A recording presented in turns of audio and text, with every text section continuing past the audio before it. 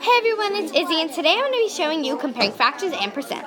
The question we are working with is 2 over 5 and 60%. Now let's go do the math. The first thing you're going to do is spread out your question. So you'll have 2 over 5 over here and 60% over here. The first thing you're going to do is try and make the 5 into 100. So, what times 5 equals 100? 20. So, 2 times 20 would be 40. So, now this becomes a percent. This top one. 40% or 60%? Which one is bigger?